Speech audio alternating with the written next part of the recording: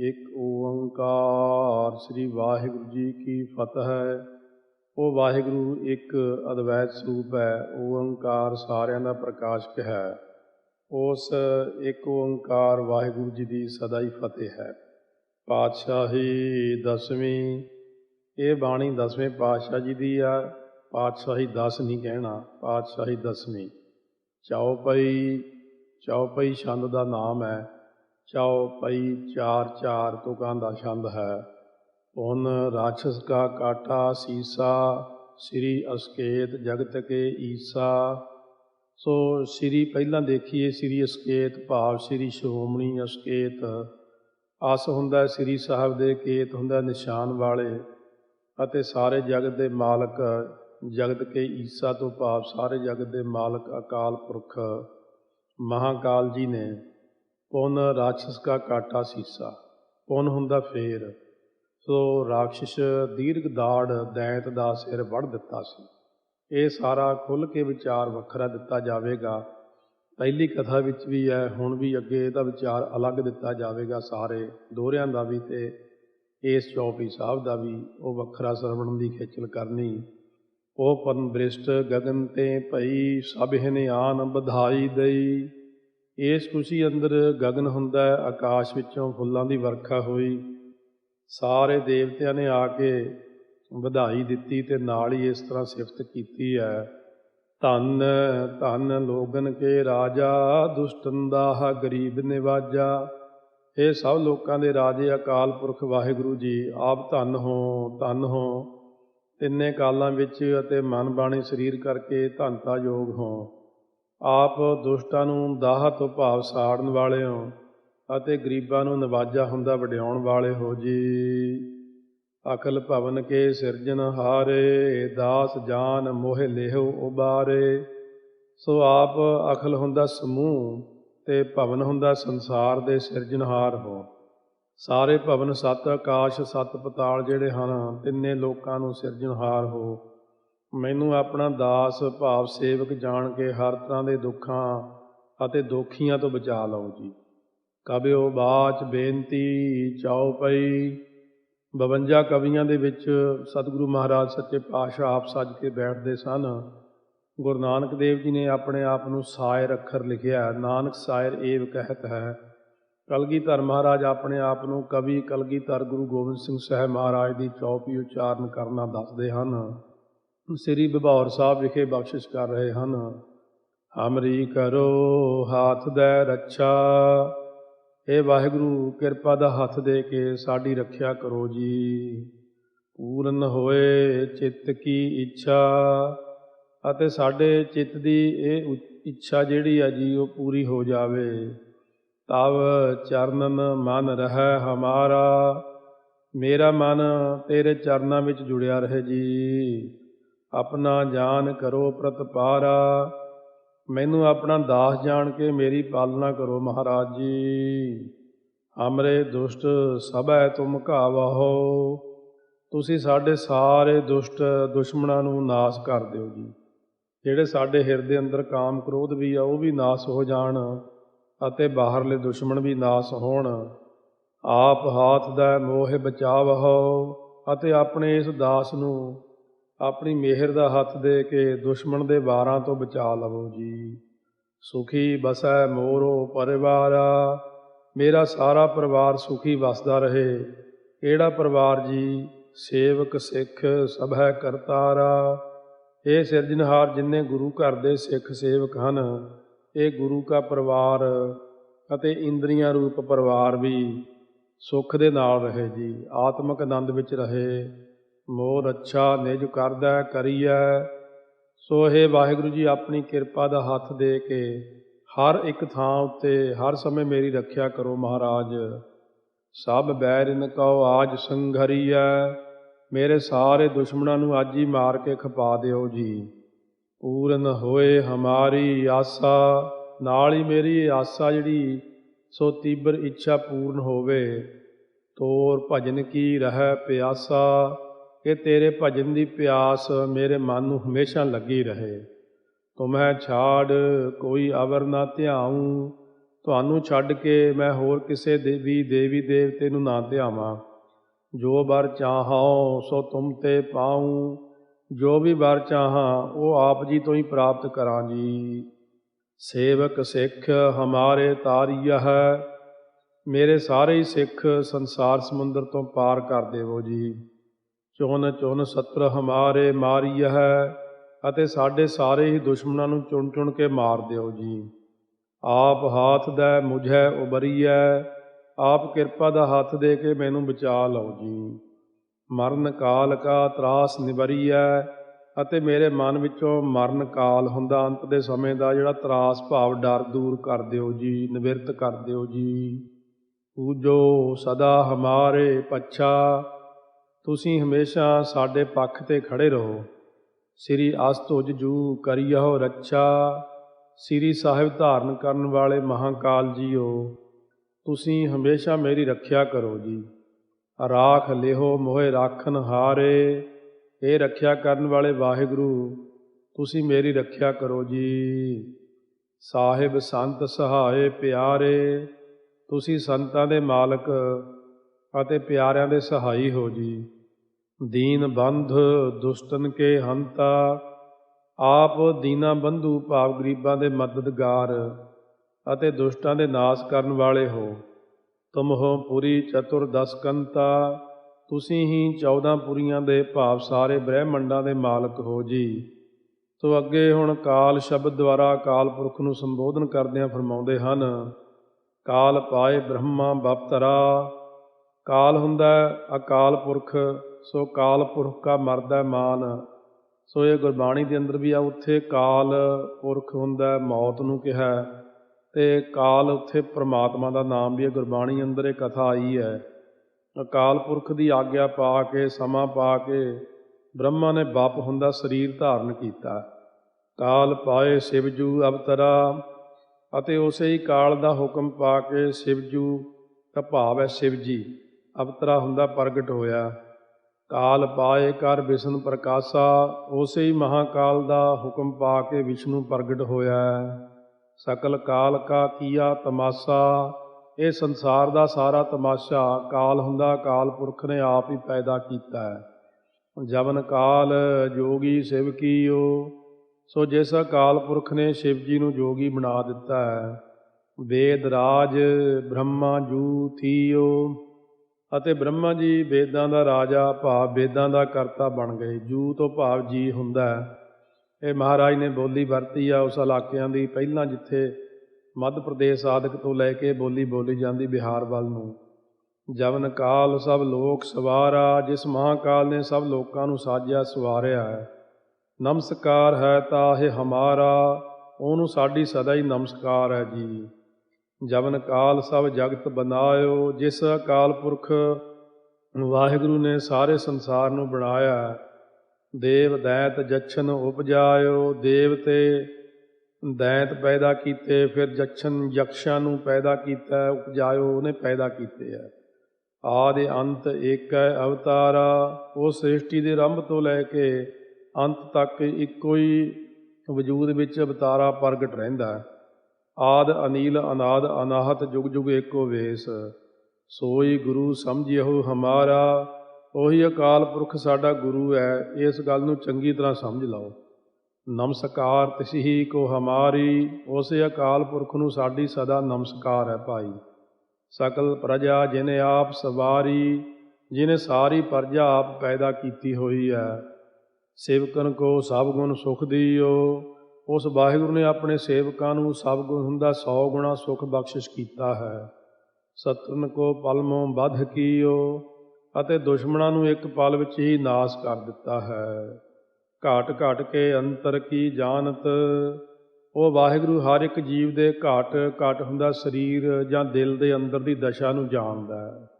ਭਲੇ ਬੁਰੇ ਕੀ ਪੀਰ ਪਛਾਨਤ, ਅਤੇ ਭਲੇ ਬੁਰੇ ਦੀ ਪੀਰ ਹੁੰਦੀ ਤਕਲੀਫ ਨੂੰ ਵੀ ਪਛਾਣਦਾ ਹੈ। ਚੀਟੀ ਤੇ ਕੁੰਚਰ ਅਸਥੂਲਾ, ਚੀਂਟੀ ਹੁੰਦੀ ਕੀੜੀ, ਕੀੜੀ ਤੋਂ ਲੈ ਕੇ ਕੁੰਚਰ ਹੁੰਦਾ ਹਾਥੀ ਤੱਕ ਜਿੰਨੀ ਵੀ ਅਸਥੂਲ ਸ੍ਰਿਸ਼ਟੀ ਹੈ। ਸੋ ਇਹ ਸਾਰੀ ਸ੍ਰਿਸ਼ਟੀ 'ਤੇ ਸਭ ਪਰ ਕਿਰਪਾ ਦ੍ਰਿਸ਼ਟ ਕਰ ਫੂਲਾ, ਉਹ ਵਾਹਿਗੁਰੂ ਕਿਰਪਾ ਦ੍ਰਿਸ਼ਟੀ ਕਰਕੇ ਫੂਲਾ ਹੁੰਦਾ, ਖੁਸ਼ ਹੁੰਦਾ, ਪ੍ਰਫੁੱਲਤ ਹੋ ਰਿਹਾ ਹੈ। ਸੰਤਨ ਦੁੱਖ ਪਾਏ ਤੇ ਦੁਖੀ। ਫਿਰ ਉਹਦਾ ਸੁਭਾਅ ਇਸ ਤਰ੍ਹਾਂ ਦਾ ਹੈ ਕਿ ਉਹ ਸੰਤਾਂ ਦੇ ਦੁੱਖ ਪਾਉਣ ਤੋਂ ਵਾਹਿਗੁਰੂ ਵੀ ਦੁਖੀ ਹੋ ਜਾਂਦਾ ਹੈ। ਜਿਵੇਂ ਮਾਤਾ ਆਪਣੇ ਪੁੱਤ ਨੂੰ ਦੁਖੀ ਦੇਖ ਕੇ ਦੁਖੀ ਹੁੰਦੀ ਹੈ। ਸੁਖ ਪਾਏ ਸਾਧਨ ਕੇ ਸੁਖੀ, ਅਤੇ ਸਾਧੂਆਂ ਦੇ ਸੁਖ ਪਾਉਣ ਤੋਂ ਸੁਖੀ ਹੋ ਜਾਂਦਾ ਹੈ। ਏਕ ਏਕ ਕੀ ਪੀਰ ਪਛਾਨੈ। ਉਹ ਵਾਹਿਗੁਰੂ ਇਕੱਲੇ ਇਕੱਲੇ ਜੀਵ ਦੀ ਤਕਲੀਫ ਨੂੰ ਜਾਣਦਾ। 84 ਲੱਖ ਜੂਨ ਜਿਹੜੀ ਉਹਨੇ ਬਣਾਈ ਹੈ। ਘਾਟ ਘਾਟ ਕੇ ਪਾਟ ਪਟ ਕੀ ਜਾਣੈ। ਉਹ ਤਾਂ ਜੀਵਾਂ ਦੇ ਘਾਟ ਹੁੰਦਾ ਸਰੀਰ, ਅਤੇ ਘਾਟ ਹੁੰਦਾ ਅੰਦਰ ਦਿਲ ਦੀਆਂ, ਪਟ ਹੁੰਦਾ ਮਨ ਦੀ ਇੱਕ ਅੰਦਰੋਂ, ਫਿਰ ਪਟ ਹੁੰਦਾ ਪੜਦਿਆਂ ਦੀ ਅੰਦਰਲੀ ਗੁਪਤ ਤੋਂ ਗੁਪਤ ਗੱਲ ਨੂੰ ਵੀ ਜਾਣਦਾ। ਜਾਵੇ ਉਦ ਕਰਖ ਕਰਾ ਕਰਤਾਰਾ। ਜਦੋਂ ਸਿਰਜਣਹਾਰ ਉਦ ਕਰਖ ਹੁੰਦਾ ਸ੍ਰਿਸ਼ਟੀ ਪੈਦਾ ਕਰਨ ਵਾਸਤੇ ਸੰਕਲਪ ਕਰਦਾ ਹੈ। ਪ੍ਰਜਾ ਧਰਤ ਤਬ ਦੇਹ ਅਪਾਰਾ। ਤਾਂ ਉਸ ਵੇਲੇ ਜਿੰਨੀ ਵੀ ਸ੍ਰਿਸ਼ਟੀ ਹੈ ਇਹ ਅਪਾਰਾ ਹੁੰਦਾ, ਬਹੁਤੇ ਸਰੀਰ ਧਾਰਨ ਕਰ ਲੈਂਦੀ ਹੈ। ਵਾਹਿਗੁਰੂ ਅੱਗੇ ਬੇਨਤੀ ਕਰਦੇ ਹਨ, ਜਾਵੇ ਆ ਕਰਖ ਕਰਤ ਹੋ ਕਬਹੂ। ਇਹ ਵਾਹਿਗੁਰੂ ਜੀ, ਜਦੋਂ ਕਿਤੇ ਆਪ ਆਪਣੇ ਸੰਕਲਪ ਨੂੰ ਆ ਕਰਖ ਹੁੰਦਾ ਖਿੱਚ ਲੈਂਦੇ ਹੋ, ਸੋ ਆਕਰਸ਼ਣ ਸ਼ਕਤੀ ਦੁਆਰਾ ਭਾਵ ਸੰਸਾਰ ਸਮੇਟਣ ਦੀ ਇੱਛਾ ਪੈਦਾ ਹੋ ਜਾਂਦੀ ਹੈ। ਤੁਮ ਮੈਂ ਮਿਲਤ ਦੇਹ ਧਰ ਸਭ ਹੂੰ। ਤਾਂ ਜਿੰਨੇ ਵੀ ਇਹ ਦੇਹ ਧਾਰੀ ਨੇ ਸਾਬ, ਜਿੰਨੇ ਸਰੀਰ ਹੈ, ਹੁਕਮੀ ਹੋਵਨ ਆਕਾਰ, ਇਹ ਸਰੀਰ ਧਾਰੀ ਜੀਵ ਪਦਾਰਥ ਹਨ, ਉਹ ਸਾਰੇ ਤੁਹਾਡੇ 'ਚ ਮਿਲ ਜਾਂਦੇ ਨੇ। ਜੇਤੇ ਬਦਨ ਸ੍ਰੇਸ਼ਟ ਸਭ ਧਾਰੈ। ਇਹ ਸਾਰੀ ਸ੍ਰਿਸ਼ਟੀ ਜਿੰਨੇ ਵੀ ਬਦਨ ਹੁੰਦਾ ਮੁੱਖ ਧਾਰਨ ਕਰਦੀ ਹੈ। ਆਪ ਆਪਣੀ ਬੂਝ ਉਚਾਰੈ। ਉਹ ਆਪਣੀ ਆਪਣੀ ਸਮਝ ਮੁਤਾਬਕ ਤੇਰੇ ਸੰਬੰਧ ਵਿੱਚ ਕੁਝ ਕਹਿਣ ਦਾ ਯਤਨ ਕਰਦੀ ਹੈ। ਤੁਮ ਸਭ ਹੀ ਤੇ ਰਹਿਤ ਨਿਰਾਲਮ। ਪਰ ਤੁਸੀਂ ਸਾਰੀ ਸ੍ਰਿਸ਼ਟੀ ਦੀ ਬੋਲ ਬਾਣੀ ਤੋਂ ਹਮੇਸ਼ਾ ਨਿਰਲੇਪ ਰਹਿੰਦੇ ਹੋ। ਜਾਨਤ ਵੇਦ ਭੇਦ ਅਰ ਆਲਮ। ਇਸ ਗੱਲ ਦਾ ਭੇਤ ਜਿਹੜਾ ਵੇਦ ਧਰਮ ਗ੍ਰੰਥ ਅਤੇ ਆਲਮ ਹੁੰਦਾ, ਗਿਆਨਵਾਨ ਪੁਰਸ਼ ਜਾਣਦੇ ਹਨ। ਨਿਰੰਕਾਰ ਨਿਰਵਿਕਾਰ ਨਿਰਲੰਭ। ਉਹ ਵਾਹਿਗੁਰੂ ਨਿਰੰਕਾਰ ਹੁੰਦਾ ਹੈ, ਨਿਰਾਕਾਰ ਹੈ, ਮਾਇਕੀ ਆਕਾਰਾਂ ਤੋਂ ਪਰੇ ਹੈ। ਨਿਰਵਿਕਾਰ, ਸੋ ਵਿਕਾਰਾਂ ਤੋਂ ਰਹਿਤ ਹੈ। ਉਹ ਕਾਮ ਕ੍ਰੋਧ ਲੋਭ ਮੋਹ ਹੰਕਾਰ ਤੋਂ ਰਹਿਤ ਹੈ। ਅਤੇ ਨਿਰਲੰਭ, ਲੰਭ ਹੁੰਦਾ ਆਸਰਾ, ਨਿਰਲੰਭ ਹੁੰਦਾ ਆਸਰੇ ਤੋਂ ਰਹਿਤ ਹੈ। ਆਦ ਅਨੀਲ ਅਨਾਦ ਅਸੰਭ। ਉਹ ਵਾਹਿਗੁਰੂ ਆਦ ਭਾਵ ਕਾਰਨ ਸਰੂਪ ਹੈ। ਅਨੀਲ ਗਿਣਤੀ ਤੋਂ ਰਹਿਤ ਹੈ। ਅਨਾਦ ਉਤਪਤੀ ਰਹਿਤ ਹੈ। ਅਤੇ ਅਸੰਭ ਅਚਰਜ ਸਰੂਪ ਹੈ। ਵਿਸ਼ੇਸ਼ ਕਰਕੇ ਸੰਭ ਹੁੰਦਾ ਸੁਤੇ ਪ੍ਰਕਾਸ਼ ਰੂਪ ਹੈ। ਆਦ ਅਨੀਲ ਅਨਾਦ ਅਨਾਹਤ ਜੁਗ ਜੁਗ ਏਕੋ ਵੇਸ। ਤਾ ਕਾ ਮੂੜ ਉਚਾਰਤ ਭੇਦਾ।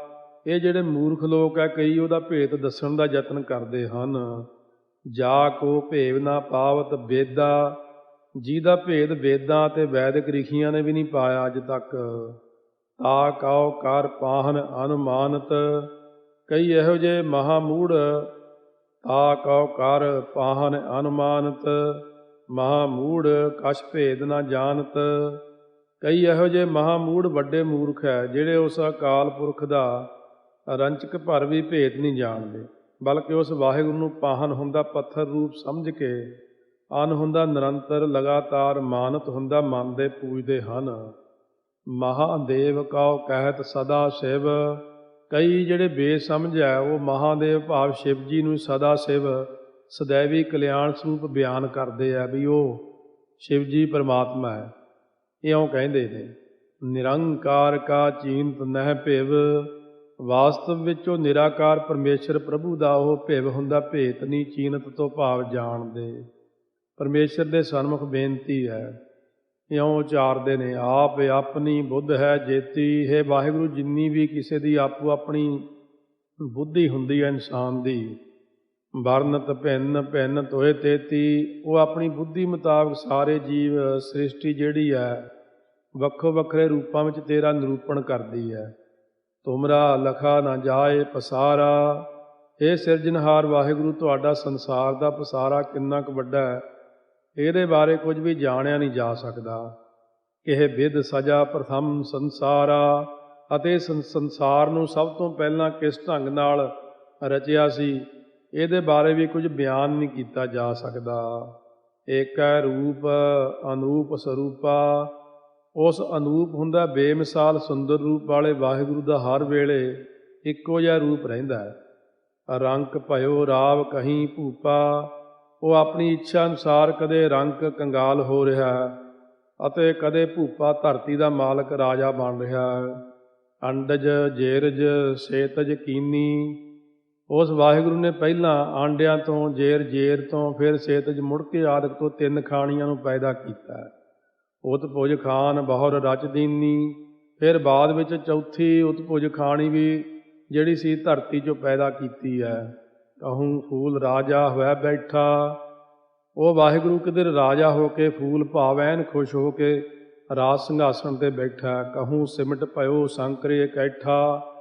ਕਿਤੇ 10 ਇੰਦਰੀਆਂ ਨੂੰ ਸੰਕੋਚ ਕੇ ਅਤੇ ਮਨ ਦੀਆਂ ਬਿਰਤੀਆਂ ਨੂੰ ਇਕੱਠਾ ਕੇਂਦਰਿਤ ਕਰਕੇ ਸੋ ਸ਼ੰਕਰ ਹੁੰਦਾ ਸ਼ਿਵ ਰੂਪ ਵਿੱਚ ਬਿਰਾਜਮਾਨ ਹੋ ਰਿਹਾ। ਸਿਗਰੀ ਸ੍ਰੇਸ਼ਟ ਦਿਖਾਏ ਅਚੰਭਵ। ਸਾਰੀ ਸ੍ਰਿਸ਼ਟੀ ਅਚਰਜ ਰੂਪ ਪੈਦਾ ਕਰਕੇ ਦਿਖਾ ਰਿਹਾ ਹੈ। ਆਦਿ ਜੁਗਾਦ ਸਰੂਪ ਸਵਯੰ ਭਵ। ਅਤੇ ਉਹ ਆਪ ਆਦਿ ਜੁਗਾਦ ਭਾਵ ਹਮੇਸ਼ਾ ਸਵਯੰ ਭਵ ਸੁਤੇ ਪ੍ਰਕਾਸ਼ ਸਰੂਪ ਵਿੱਚ ਟਿਕ ਰਿਹਾ ਹੈ। ਇਹ ਸਿਗਰੀ ਪਾਠ ਦਸਮ ਦੀ ਬੋਲੀ ਹੈ। 15 ਕੁ ਵਾਰੀ ਪਾਠ ਦਸਮ ਦੇ ਵਿੱਚ ਆਇਆ ਲਗਭਗ। ਅਬ ਰੱਛਾ ਮੇਰੀ ਤੁਮ ਕਰੋ।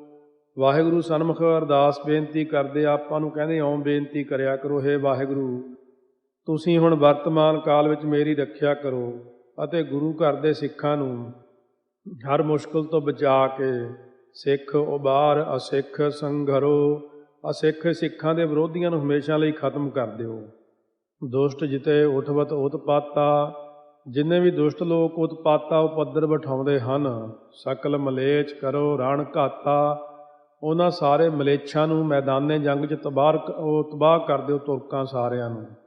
ਜੇ ਅਸਤੁਜ ਤਬ ਸਰਨੀ ਪਰੇ। ਇਹ ਅਸਤੁਜ ਸ੍ਰੀ ਸਾਹਿਬ ਦੇ ਧਾਰਨੀ ਅਕਾਲ ਪੁਰਖ ਜੀ, ਜਿਹੜੇ ਲੋਕ ਤੇਰੀ ਸ਼ਰਨ ਵਿੱਚ ਪੈ ਗਏ, ਤਿਨ ਕੇ ਦੁਸ਼ਟ ਦੁਖਿਤ ਹੋਵੈ ਮਰੇ। ਉਹਨਾਂ ਦੇ ਦੁਸ਼ਟ ਜਿਹੜੇ ਪਾਪੀ ਦੁਸ਼ਮਣ ਹੈ ਦੁਖੀ ਹੋ ਕੇ ਮਰਦੇ ਹਨ। ਪੁਰਖ ਜਵਨ ਪਗ ਪਰੇ ਤਿਹਾਰੇ। ਇਹ ਵਾਹਿਗੁਰੂ ਜਿਹੜੇ ਪੁਰਸ਼ ਤੇਰੇ ਚਰਨੀ ਪੈ ਗਏ, ਤਿਨ ਕੇ ਤੁਮ ਸੰਕਟ ਸਭ ਟਾਰੇ। ਉਹਨਾਂ ਦੇ ਤੁਸਾਂ ਸਾਰੇ ਦੁੱਖ ਦੂਰ ਕਰ ਦਿੱਤੇ। ਜੋ ਕਲ ਕਉ ਇੱਕ ਬਾਰ ਧਿਆਇ ਹੈ। ਕਲ ਹੁੰਦਾ ਕਾਲ ਦਾ ਸੰਖੇਪ ਰੂਪ ਹੈ, ਜਾਂ ਕਲ ਹੁੰਦਾ ਸੁੰਦਰ ਸਰੂਪ ਵਾਹਿਗੁਰੂ ਨੂੰ ਜੋ ਇੱਕ ਵਾਰ ਵੀ ਧਿਆਏਗਾ। ਤਾਂ ਕਿ ਕਾਲ ਨਿਕਟ ਨਹਿ ਐ ਹੈ। ਉਹਦੇ ਨੇੜੇ ਕਾਲ ਨਹੀਂ ਆ ਸਕਦਾ। ਰੱਛਾ ਹੋਏ ਤਾਹੇ ਸਭ ਕਾਲਾ। ਉਹਦੀ ਸਾਰੇ ਸਮਿਆਂ ਵਿੱਚ ਰੱਖਿਆ ਹੋਵੇਗੀ ਵਾਹਿਗੁਰੂ ਵੱਲੋਂ। ਦੁਸ਼ਟ ਅਰਿਸ਼ਟ ਟਰੇ ਤਤਕਾਲਾ। ਦੁਸ਼ਟ ਵੈਰੀ ਅਤੇ ਅਰਿਸ਼ਟ ਉਪਦਰਵ ਕਰਨ ਵਾਲੇ ਛੇਤੀ ਹੋਈ ਟਲ ਜਾਣਗੇ ਉਹਦੇ। ਕਿਰਪਾ ਦਿਸ਼ਟ ਤਨ ਜਾਹੇ ਨਿਹਾਰਿਹਾਓ। ਇਹ ਅਕਾਲ ਪੁਰਖ ਜਿਸ ਵੱਲ ਵੀ ਆਪ ਕਿਰਪਾ ਦ੍ਰਿਸ਼ਟੀ ਤਨ ਹੁੰਦਾ ਨਾਲ ਵੇਖਦੇ ਹੋ। ਤਾਂ ਕਿ ਤਾਪ ਤਨਕ ਮਹਿ ਹਰਿਹਾਓ। ਉਹਦੇ ਤਿੰਨੇ ਤਾਪ ਜਿਹੜੇ ਆਦਿ ਵਿਆਧੀ ਉਪਾਧੀ ਥੋੜ੍ਹੇ ਸਮੇਂ ਵਿੱਚ ਨਾਸ਼ ਕਰ ਦਿੰਦੇ ਹੋ। ਰਿੱਧ ਸਿੱਧ ਕਰਮੋ ਸਭ ਹੋਈ। ਉਹਦੇ ਘਰ ਵਿੱਚ ਰਿੱਧੀਆਂ ਸਿੱਧੀਆਂ ਵੀ ਪ੍ਰਗਟ ਹੋ ਜਾਂਦੀਆਂ ਸਾਰੀਆਂ। ਦੁਸ਼ਟ ਛਾਹ ਛੁਐ ਸਕੈ ਨਾ ਕੋਈ। ਦੁਸ਼ਟ ਪੁਰਸ਼ ਉਹਦੀ ਸ਼ਾਨ ਨੂੰ ਵੀ ਛੋਹ ਨਹੀਂ ਸਕਦੇ, ਭਾਵ ਉਹਦੇ ਸਰੀਰ ਦਾ ਕੋਈ ਨੁਕਸਾਨ ਨਹੀਂ ਕਰ ਸਕਦੇ। ਏਕ ਬਾਰ ਜਿਨ ਤੁਮੈ ਸੰਭਾਰਾ। ਇਹ ਵਾਹਿਗੁਰੂ ਇੱਕ ਵਾਰ ਵੀ ਜਿਹਨੇ ਤੁਹਾਨੂੰ ਪ੍ਰੇਮ ਨਾਲ ਯਾਦ ਕੀਤਾ, ਕਾਲ ਫਾਂਸ ਤੇ ਤਾਹੇ ਉਬਾਰਾ। ਉਹਨੂੰ ਤੁਸਾਂ ਕਾਲ ਦੀ ਫਾਹੀ ਤੋਂ ਬਚਾ ਲਿਆ। ਜਿਨ ਨਰ ਨਾਮ ਤਿਹਾਰੋ ਕਹਾ। ਜਿਸੇ ਵੀ ਪੁਰਸ਼ ਨੇ ਆਪ ਦੇ ਨਾਮ ਨੂੰ ਜਪਿਆ, ਦਾਰਿਦ ਦੁਸ਼ਟ ਦੋਖ ਤੇ ਰਹਾ। ਉਹ ਪੁਰਸ਼ ਦਾਰਿਦ ਹੁੰਦਾ ਆਰਥਿਕ ਮੰਦ ਦਸ਼ਾ, ਜਾਂ ਦਾਰਿਦ ਹੁੰਦਾ ਦਲਿੱਦਰ ਪੈ ਜਾਣਾ, ਅਤੇ ਦੁਸ਼ਟ ਦੁਸ਼ਮਣਾਂ ਅਤੇ ਵਾਰਾਂ ਤੋਂ, ਅਤੇ ਦੋਖ ਹੁੰਦਾ ਦੋਸ਼ਾਂ ਭਾਵ ਗੁਨਾਹਾਂ ਤੋਂ ਬਚ ਗਿਆ।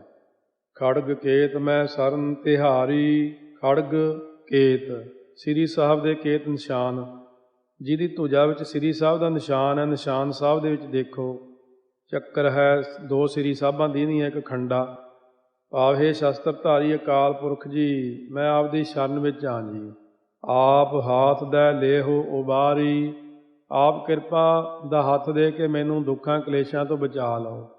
ਸਰਬ ਠੌਰ ਮੋ ਹੋ ਸਹਾਈ। ਇਹ ਵਾਹਿਗੁਰੂ ਸਰਬ ਠੌਰ ਹੁੰਦਾ ਸਭ ਥਾਵਾਂ 'ਤੇ, ਤੁਸੀਂ ਮੇਰੇ ਮਦਦਗਾਰ ਹੋਵੋ। ਦੁਸ਼ਟ ਦੋਖ ਤੇ ਲੇਹੋ ਬਚਾਈ। ਦੁਸ਼ਟ ਹੁੰਦਾ ਸਰੀਰ 'ਤੇ ਵਾਰ ਕਰਨ ਵਾਲੇ ਦੁਸ਼ਮਣ, ਅਤੇ ਦੋਖ ਹੁੰਦਾ ਮਨ ਅਤੇ ਜੀਵਨ 'ਤੇ ਵਾਰ ਕਰਨ ਵਾਲੇ ਗੁਨਾਹਾਂ ਤੋਂ ਮੈਨੂੰ ਬਚਾ ਲਓ। ਅੱਗੇ ਹੁਣ ਚੌਪਈ ਸਾਹਿਬ ਨਾਲ ਹੋਰ ਸੰਬੰਧਿਤ ਬਾਣੀ ਕਥਨ ਕਰਦੇ ਹਨ। ਸੋ ਜਿਸ ਵਿੱਚ ਗ੍ਰੰਥ ਦੀ ਸੰਪੂਰਨਤਾ ਜ਼ਿਕਰ ਕਰਦੇ ਆ, ਅਕਾਲ ਪੁਰਖ ਦਾ ਸ਼ੁਕਰਾਨਾ ਅਦਾ ਕੀਤਾ। ਸੋ ਇਹਦੇ ਨਾਲ ਚੌਪਈ ਸਾਹਿਬ ਦਾ ਮਹਾਤਮੇ ਦੇ ਰਚਨ ਦਾ ਸਮਾਂ ਅਤੇ ਸਥਾਨ ਵੀ ਦੱਸਿਆ। ਕਿਰਪਾ ਕਰੀ ਹਮ ਪਰ ਜਗ ਮਾਤਾ, ਸਾਡੇ 'ਤੇ ਸਾਰੇ ਸੰਸਾਰ ਦੀ ਮਾਤਾ ਆਦਿ ਸ਼ਕਤੀ ਵਾਹਿਗੁਰੂ ਨੇ ਕਿਰਪਾ ਦ੍ਰਿਸ਼ਟੀ ਕੀਤੀ ਹੈ। ਜਗ ਮਾਤਾ ਸੰਸਾਰ ਦੇ ਨਿਮਿੱਤ ਕਾਰਨ ਰੂਪ ਸਰੂਪ ਅਕਾਲ ਪੁਰਖ ਨੇ ਕਿਰਪਾ ਦ੍ਰਿਸ਼ਟੀ ਕੀਤੀ ਹੈ। ਗ੍ਰੰਥ ਕਰਾ ਪੂਰਨ ਸ਼ੁਭ ਰਾਤਾ, ਸ਼ੁਭ ਰਾਤਾ ਚੰਗੀ ਰਾਤ ਭਾਵ ਸਮੇਂ, ਚੰਗੇ ਸਮੇਂ 'ਤੇ ਇਹ ਗ੍ਰੰਥ ਸੰਪੂਰਨ ਕੀਤਾ। ਜਗ ਮਾਤਾ ਤਾਂ ਕਿਹਾ ਕਿਉਂਕਿ ਨਿਰਗੁਣ ਸਰੂਪ ਵਿੱਚ ਉਹ ਕੁਛ ਵੀ ਨਹੀਂ ਕਰਦੇ ਆਪ, ਅਤੇ ਸਰਗੁਣ ਦੇ ਵਿੱਚ ਉਹ ਜਿਹੜੀ ਮਹਾਸ਼ਕਤੀ ਦੇ ਦੁਆਰਾ, ਮਾਇਆ ਦੇ ਦੁਆਰਾ ਇਹ ਸਾਰੀ ਚੀਜ਼ਾਂ ਦੀ ਰਚਨਾ ਹੁੰਦੀ ਹੈ। ਤਾਂ ਕਹਿੰਦੇ ਅਕਾਲ ਪੁਰਖ ਸਾਡਾ ਪਿਤਾ ਅਤੇ ਦੈਵ ਕਾਲ ਕਾ ਮਾਤ ਹਮਾਰੀ, ਉਹ ਕੁਦਰਤ ਸਾਡੀ ਮਾਤਾ ਹੈ। ਤਾਂ ਉਹਨੂੰ ਅਕਾਲ ਪੁਰਖ ਨੂੰ ਆਦਿ ਸ਼ਕਤੀ ਨੂੰ ਕਿਹਾ। ਕਿਲ ਵਿਖ ਸਕਲ ਦੇਹ ਕੋ ਹਰਤਾ, ਇਸ ਬਾਣੀ ਦਾ ਪਾਠ ਸਰੀਰ ਦੇ ਸਾਰੇ ਬੱਜਰ ਪਾਪਾਂ ਨੂੰ ਨਾਸ਼ ਕਰਦਾ। ਦੁਸ਼ਟ ਦੋਖੀਨ ਕਉ ਛੈ ਕਰਤਾ, ਸਰੀਰ ਦੇ ਵੈਰੀ ਅਤੇ ਮਨ ਦੇ ਵਿਕਾਰਾਂ ਰੂਪ ਦੁਸ਼ਮਣਾਂ ਨੂੰ ਨਾਸ਼ ਕਰਦਾ।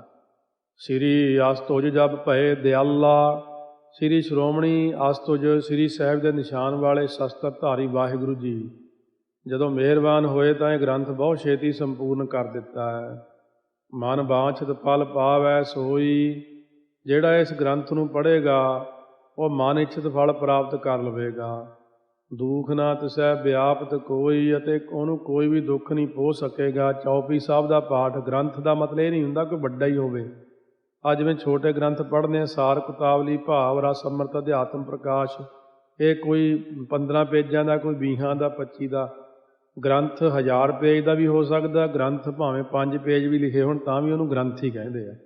ਇਹ ਚੌਪਈ ਸਾਹਿਬ ਦਾ ਪਾਠ ਵੀ ਇਹੀ ਦੱਸਿਆ ਮਹਾਰਾਜ ਨੇ। ਅੜਿੱਲ, ਇਸ ਅੜਿੱਲ ਭਾਵ ਛੰਦ ਵਿੱਚ ਚੌਪਈ ਸਾਹਿਬ ਦਾ ਮਹਾਤਮ ਲਿਖਦੇ ਹਨ। ਸੁਨੈ ਗੁੰਗ ਜੋ ਯਾਹ ਸੋ ਰਸਨਾ ਪਾਵਈ, ਜੋ ਜ਼ਬਾਨ ਤੋਂ ਗੂੰਗਾ ਆਦਮੀ ਪ੍ਰੇਮ ਸ਼ਰਧਾ ਨਾਲ ਇਹ ਚੌਪਈ ਸਾਹਿਬ ਦਾ ਬਾਣੀ ਦਾ ਪਾਠ ਸੁਣੇਗਾ, ਉਹ ਰਸਨਾ ਭਾਵ ਜ਼ਬਾਨ ਪ੍ਰਾਪਤ ਕਰ ਲਵੇਗਾ, ਉਹਨੂੰ ਬੋਲਣਾ ਆ ਜਾਵੇਗਾ। ਵਾਕ ਚਤੁਰਾਈ ਵੀ ਆਉਂਦੀ ਹੈ, ਜ਼ਬਾਨ ਨਹੀਂ ਵੀ ਚੱਲਦੀ ਤਾਂ ਵੀ ਚੱਲ ਪੈਂਦੀ ਹੈ।